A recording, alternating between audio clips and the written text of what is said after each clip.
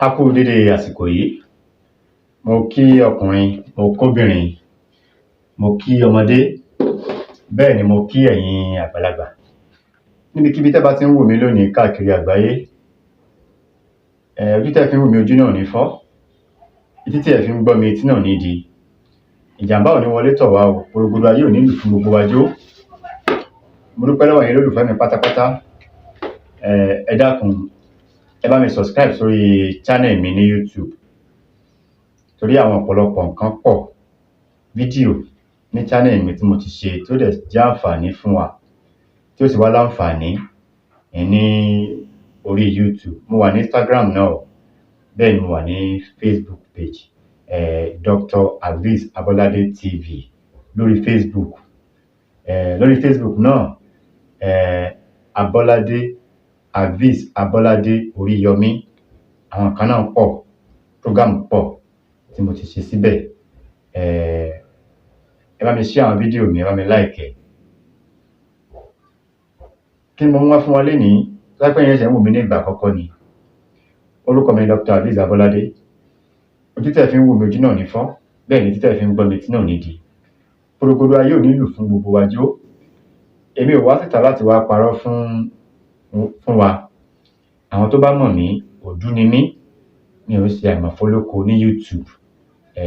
YouTube channel mi, Dr. Aviz A-V-I-Z, Dr. Aviz Abolade.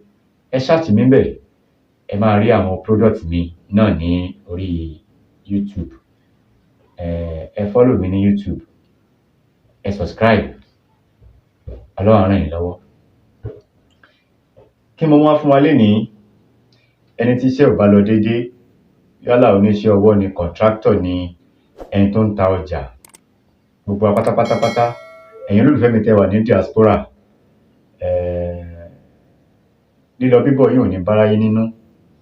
Wọn ò ní gbé yín wálé dìgbàdìgbà, wọn ò ní fi òkú yín ránṣẹ́ sílé. Àwa tá wà nílùú náà, àní ti lérò kúrò dé, àní tòde òkú wọlé. Ìjàmbá ò ní wọlé tọ̀ wá, gbogbo ayé ò ní lù fún gbogbo wa jó. Lẹ́ẹ̀kan sí, orúkọ mi ni Dr. Aviz Abolade. Ojú tẹ́ fi ń wò mí ojú náà ní fọ́, bẹ́ẹ̀ ni etí tẹ́ fi ń gbọ́ mi etí náà ò ní di. Kí mo wá fún wa lénìí? Ẹni tí ò bá lọ déédé, ẹ wo ohun tó wà ní ọwọ́ mi yìí. Ẹ jẹ́ kí n ṣe kẹ́ ẹ rí dáadáa. Ẹ wò ewé àkókò. Tẹ́ bá wo nǹka rẹ̀, ẹ máa rí pé 7 ni. Ṣé ti rí? Ewé àkókò. Fẹ́ni tí ò bá lọ déédé, ìwúlò ewé àkókò mo fẹ́ sọ fún wa lénìí, àti ewé ewúro. Ewé ewúro. Gbogbo wa la mọ̀ ewé ewúro, a sì mọ̀ ewé àkókò. Òun náà lẹ̀ ń wò ní ọwọ́ mi. Fẹ́ni tí ò bá lọ déédé, tá a fẹ́ ṣiṣẹ́ yìí, kànkàn tuntun, kànkàn bí ẹ̀ la máa fi wẹ̀. Báwo la ṣe máa ṣe? Ẹ jẹ́ ká já ewé àkókò yìí ẹyọ kan.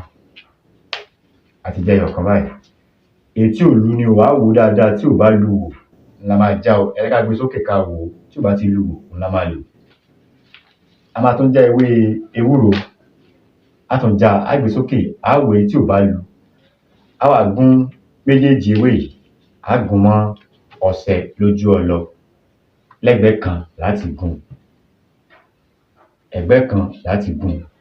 Bá ti wá gún ọṣẹ dúdú, a gún mọ́ ọṣẹ dúdú. Ọṣẹ dúdú yẹn máa wá jẹ́ ìwẹ̀ ẹ̀kan.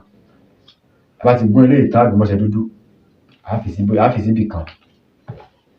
Ojú bí tá ti gún tàkọ́kọ́ ẹ̀kọ́ láti gún tẹ̀kejì o. A tún já ewé míì, a tún já ewé ewúro. Má ṣe gún nìyẹn, tí ó fi pé 7. Ẹ bá ti wá gún ọṣẹ yìí, ọṣẹ ìwẹ̀ ẹyọ kọ̀ọ̀kan, a máa gún ọṣẹ yìí. A ní gún lójú kan náà, a máa gún. Tá bá gún kan bí báyìí sìn, a gún kan bí, a gún kan káàkiri. Bí a ṣe gún nìyẹn. Tá bá ti wá gún tán, báwo la ṣe máa lò? Ẹ má gbàgbé láti subscribe sórí channel mi ní YouTube, Dr. Aviz Abolade TV. Ẹ bá mi share fídíò, bá mi like ẹ, bá mi comment nǹkan tí ò bá yé yín, ẹ béèrè. Màá ṣe àlàyé fún yín dáadáa. Gẹ́gẹ́ bí mo ṣe sọ, èmi ò wá síta láti wá parọ́ fẹ́nì kankan nínú wa o. àwọn tó mọ̀ mí wọ́n mọ̀ pé òdu ni mí, mi ò kí ń ṣe àìmọ̀ fólóko. Mo wà ní YouTube, mo wà ní Facebook, mo ní page ní Facebook, Dr. Aviz Abolade TV. Facebook míì tó tún jẹ́ ibẹ̀ náà mo tún ń ṣe àwọn program níbẹ̀, mo máa ń ṣe live video níbẹ̀. Aviz Abolade Oríyọmí. Ẹ follow mi níbẹ̀ yẹn náà. Ẹ follow mi lórí TV mi, Dr. Aviz Abolade TV ní Facebook. Ní YouTube channel, ẹ search fún mi níbẹ̀, ẹ máa rí mi níbẹ̀, Dr. Aviz Abolade. Ó wà ní YouTube. Àwọn oríṣiríṣi àwọn nǹkan táwọn bàbá wa ń lò láyé àtijọ́ tó jẹ́ nǹkan agbára. Òṣólẹ̀ ni, bíbọ̀ àṣírí ni, àlèkò ni, gbogbo ohun tẹ́ bá fẹ́ pátápátá ó wà lórí YouTube channel mi. Ọlọ́run á ràn gbogbo wa lọ́wọ́. Owó tẹ́ fi ń wò mí, tẹ́ fi ń ra data láti máa fi wò mí ní gbogbo ìgbà. Ọlọ́run ní fi wọ́n yín o. Ẹ̀ní náà kan tán kẹ́ torí kan. Gbogbo ayé ò nílò fún wa jó. Ṣẹ́rí tá bá ti ṣe tán, tá ti parí ọ̀sẹ̀ yìí tán, méje ni. Ẹ jẹ́ ká lọ wá kànkàn méje. A wá fi ọṣẹ yìí ò gbọdọ̀ já o. A fi ọjọ́ méje wẹ̀ ẹ́. Tá bá wẹ̀ lénìí, a wẹ̀ lọ́la, a wẹ̀ lọ́túnla. Bá ṣe wẹ̀ nìyẹn tí ó fi pé ẹ̀ẹ̀méje. Tá bá ti wá wẹ̀, àárọ̀ la máa wẹ̀ o pẹ̀lú àdúrà. Fún ẹni tí iṣẹ́ ò bá lọ déédéé, ó ní iṣẹ́ yìí wà fún o.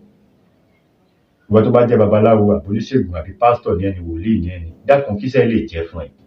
Bá mi share ẹ̀ káàkiri. Ọlọ́run á ràn wá lọ́wọ́. Orúkọ mi ni Dr. Aviz Abolade.